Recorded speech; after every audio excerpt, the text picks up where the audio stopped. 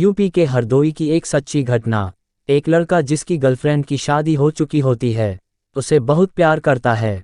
उसकी शादी हो जाने पर वह डिप्रेशन में चला जाता है। उस लड़के का नाम मोहित होता है। उसकी गर्लफ्रेंड का नाम काजल होता है। मोहित बहुत शराब पीने लगता है। वह हमेशा शराब में धुत रहता था। एक दिन वह अपने दोस्त के साथ आगरा घूमने जाता है।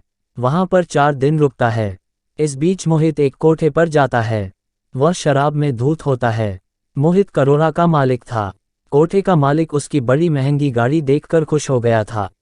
उसने कहा, साहब जी, आपको कैसी लड़की चाहिए? जैसी बोलोगे वैसे मिलेगी। मोहित के दिमाग से काजल निकलती ही नहीं। वह हर समय उसका नाम लेता रहता है। तो कोठे का मालिक समझ गया था, ये धोखा खाया आदमी है, ये बहुत तकलीफ में। फिर वह मोहित को बोलता है कि आपको हमारे यहाँ की सबसे सुंदर लड़की मिलेगी। वह उससे 4000 रुपये 2 घंटे के लेता है। मोहित को होश नहीं था कि वह कहाँ और क्या करना चाहता है। वहाँ का स्टाफ उसे उस लड़की के रूम में पहुँचा देता है।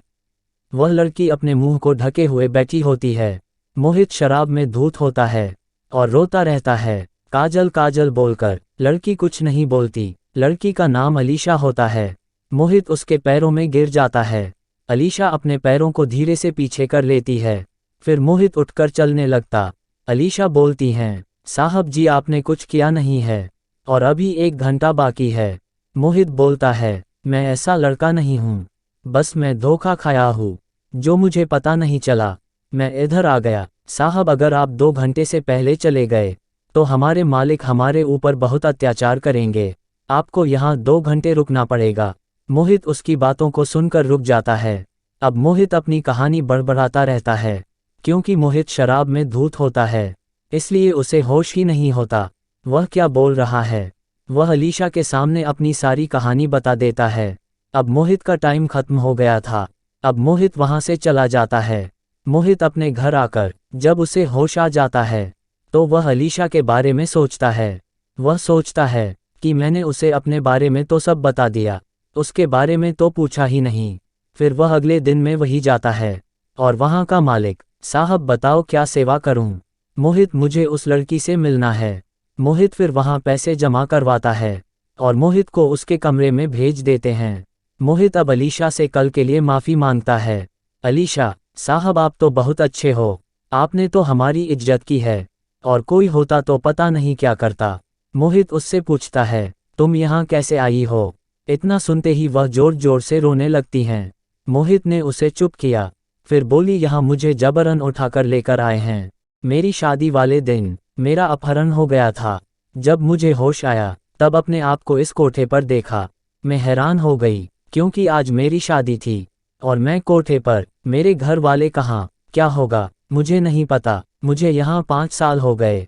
मेरे भाई का नाम संजय सिंह कोटवाल है। इतना बोलते ही दरवाजे की खटखटाने की आवाज़ आती है। तभी मालकिन दरवाज़ा खोलते ही बोलती है, पुलिस की रेड पड़ गई है, यहाँ से भागो। तभी अलीशा का हाथ पकड़कर उसे वहाँ से ले जाते हैं। मोहित भी घर आ जाता है। अब वह उस लड़की के ही बारे में सोच रहा होता है। उस लड़की की हेल्प करना चाहता है। फिर वह सोचता है कि बिना नाम पते के कैसे उसकी हेल्प करूँगा। वह अब दोबारा इस कोठे पर जाता है। वहाँ जाकर पूछता है और बोलता है कि अलीशा नाम की लड़की से मिलना है।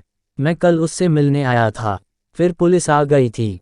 अब यहाँ तो हजारों लड़कियाँ आती है, कौन सी अलीशा, यहाँ तो सब अलीशा ही होती है।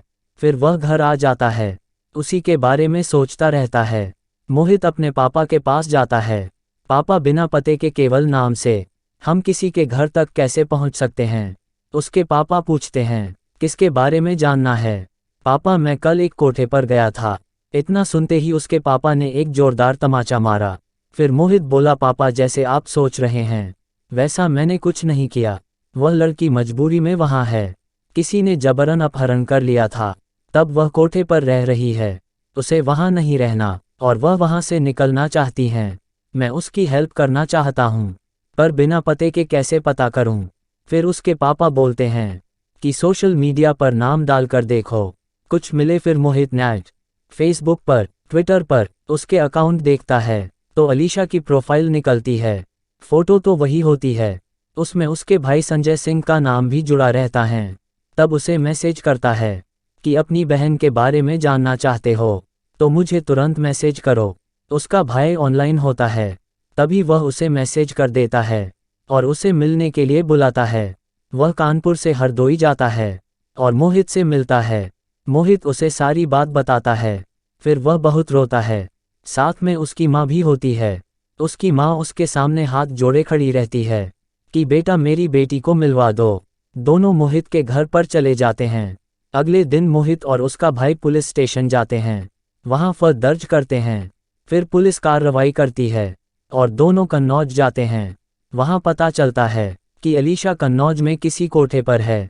फिर मोहित भी कोठे पर जाता है और उसके पैसे देता है और वहाँ 2 घंटे के लिए रुकता है। इसी में उसका भाई पुलिस लेकर आ जाता है और अलीशा को वहाँ से निकाल लेता है। अब अलीशा की माँ और भाई एक साथ आगरा के लिए रवाना हो जाते हैं। फिर अलीशा गाड़ी में बैठी होती है और मोहित को देखती रहती है। फिर वह अचानक गाड़ी से उतरकर मोहित के गले लगकर बहुत रोती है और बोलती हैं कि अगर आप नहीं आते तो मैं आज बाहर न होती और अपने परिवार के साथ ना होती। और फिर उसका शुक्रिया कर चली जाती है। खुशी खुशी अपने घर चली जाती हैं। अलीशा आज भी अपने 5 साल को याद करके बहुत रोती है। उसकी वे काली खौफनाक रातें उसे झिंझोड़ कर रख देती है। इधर मोहित भी डिप्रेशन से बाहर आ जाता है। वह अभी अपनी जिंदगी अच्छे से जी रहा होता है।